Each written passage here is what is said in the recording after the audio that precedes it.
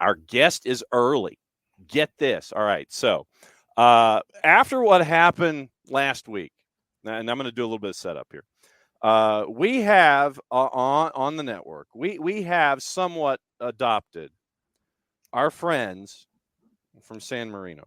All right. So, and we all know what happened and what happened last week. So, here's the proof that we've adopted our friends from San Marino. So after the win, I reached out and I'm like, hey, can we talk about what happened here? And guess what? We're going to do it. All right. So let's check technology. And Luca, how Hello, are you? guys. How are you, I'm my friend? fine. I'm really fine. Thank you. And you? I'm doing great, man. Hey, look, as I was telling our friends here on the show, I said we Yeah, it's a really nice scarf, isn't it? yep, and it is only a part of it. And so last week after the win, we went ahead and said we are all San Marino here on the network. We are all San Marino. We could not have been happier for you with what happened. And I reached out and I wanted to say, and I wanted to see if we could get some kind of a response. And you reached out and you were like, "Yeah, man, we can talk it through." And I know that you're in Moldova, right? Correct. We checked in our hotel 1 hour ago because we had a delayed flight schedule this morning with our charter flight to reach Moldova and play tomorrow our uh, official friendly. But yeah, here we are. I just entered the room 10 minutes ago. It's all good, brother. I won't keep you too long. I'll probably keep you until 5 o'clock your time, and then that way you can go and actually take care of stuff instead of talking to U.S. morning shows. By the way, Luca Pellaccioni, he is the press officer for the San Marino Federation and the San Marino squad that got the win last week to break the losing streak and the unbeaten it's just the streak. Let's call it what it is. What did it mean? Let me ask this: to get the win and have the winless streak stop after 20 years. What did that mean to the country and to those who love the sport of soccer in your country? You probably cannot see my goosebumps, but that's it. It means everything to San Marino because uh, before starting to work in the Football Association as a press officer, I used to work like a sport journalist in San Marino TV station. So I'm handling San Marino's football since 15 years, more or less. And then media that was outside the country that were asking for information on San Marino or asking about interviews or contents were all about this losing strike.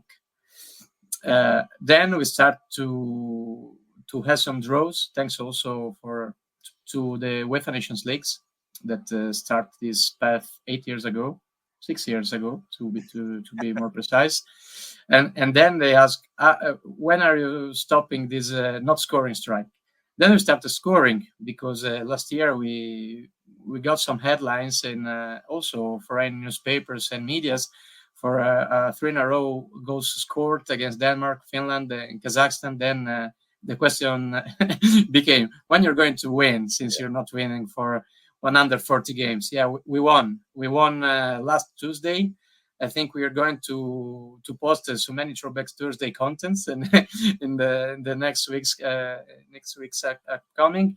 But any of these 140 games played by San Marino against how to say some monster teams like England, Netherlands, were for sure announced defeat even before the starting whistle. But our players always shown their pride and sweat their jersey, even if they were fully aware that they were going through a defeat. I think they seized the opportunity and they exploited it. They shown on the pitch last Tuesday that they really want to win this game, and they won.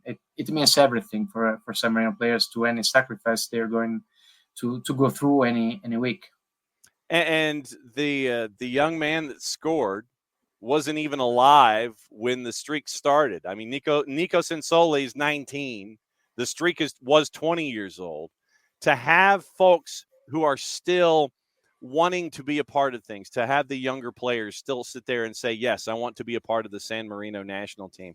What does that mean that folks still want to be a part of it, even though things had not been going well up until last week? The theme of youngsters, it's really a new one in San Marino, because since we have really few players, because to get a San Marino's passport, it's really difficult, and our country is made of 61 kilometers squared and 35,000 people throughout the country. So this basically means that you can count on 40, 50 players that normally are split between under 21 and A team. But from a couple of years, the approach was slightly different. If in the past you had to complete your cycle in under 21 and then move on the A team, now we don't have anymore the fear to launch some youngster in the A team. You can see from March onwards, I think 8 players under 23 made their debut with the national team of San Marino. One of them scored in June at the very first caps, is Simone Giocondi. Nico Sensoli had 4 caps with the one with goal scorer, but it's a very debut in a competitive game because he played the three friendlies. A couple of players born in 2005, 2006 were playing last Tuesday. If you need it, you probably will be pushed to do it, but it's not so easy to think, because I mean, this is also the product of a change of mentality that this federation has tried to embrace, fully aware that it may lead also to big defeats, but we are quite used to big defeats, so why not try to approach the situation from another point of view? Has it sunk in that the last 20 years are now the winless streak is over? Has it really sunk into everyone there, not just on the team and that plays the sport, but to those who live there? Has it really sunk in that the streak is over? You can never say never in both directions, because we are fully aware that we weren't.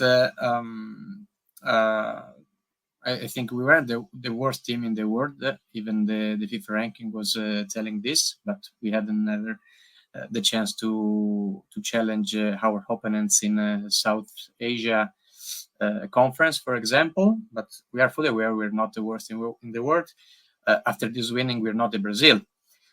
So for sure, I mean, in this victory drove to a different perception from outside, because we are and we were and we'll always be fully aware of what we are, who we are. But probably from abroad, there is this condition of underdog, the always losing team. This was seen like why they're taking part to this international stage if they're losing all time. Why they should compete in a group if they're going to lose all the game, and the other 5 teams are always get 6 points with them. I think that we demonstrated that we deserve to stay in this stage, even if we are going to lose the upcoming 30 matches.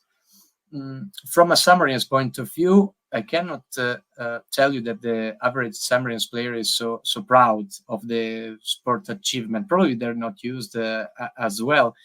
We've seen also in the recent in Tokyo Olympics 3 years ago, where we got 3 medals, and it's an incredible thing if you just think about the average medal per population. But not so much celebration or parties. Something normal, like the defeat. Also also the good things are taken with a low profile in San Marino. Don't know why, but that's it. So you've got the matchup coming up, and when you now have what's going on there in Moldova. Obviously, right now, Group D1, Nations League. Right now, you're on top. And there's going to be the matchup with Gibraltar to determine who wins the group coming up down the road. When you have matchups like this one coming up with Moldova, what do you think you're willing to learn about yourselves as a team with this friendly coming up with Moldova where you are right now? I should forward this question to the head coach to have a proper reply. But from my point of view, all the games in which San Marino is involved are the most important of the world. From our point of view, there's no difference between friendly or competitive games. At least in the previous 140 games, according to the Gibraltar-Liechtenstein fixtures a couple of days ago, for sure, the next one would be really, really different because, as you said, we are on top of the league with 2 points on Gibraltar. And if this game against Moldova friendly would have been just 3 days before the game in Gibraltar, for sure would have been approached in a different way, I'm sure, also to preserve and to avoid any potential injury, something like that. But San Marino's players have a lot to understand, to pick up from any game, from any training, and so on. This would be just another opportunity to raise the bar, to increase the level, to better our performance, and to approach a game against another team like Moldova that is competing in the D League of the UEFA Nations League in the other group. So also to see if we are on the same level or how far we are from them. When is the matchup against Gibraltar? It's mid-October. Okay. And is it in San Marino at the Stadio Olimpico, or is it there? No, it will be played in Gibraltar. Okay. Well, glad that we were able to catch up. Glad you made it to Moldova safely. Moldova right now leading in Group D2, by the way. And Luca, I cannot thank you enough for coming on an American morning show to talk about everything going on there in San Marino. Like I said, we follow. We're right there with you, brother, and could not be happier with what happened last week. Be safe and have a great fixture. Get home safely, and we will definitely continue to, if it's okay with you, as things continue to go, we'd like to keep reaching out, have you keep coming on the show, talk about things and what's going on there in San Marino. Cannot thank you enough for doing this and hopping on. We got you out right before 5 o'clock local time. Thank you again. Yeah. Thank you very much, John. Why not? Hopefully next time on site in America. You got it, brother. Thanks again. We'll catch up soon. My pleasure. Oh, wow. Bye-bye. All right. Luca Pellaccioni. He's the press officer for the San Marino National Team. That's fantastic. That is absolutely fantastic. The beauty of StreamYard. And as I said, we are all San Marino.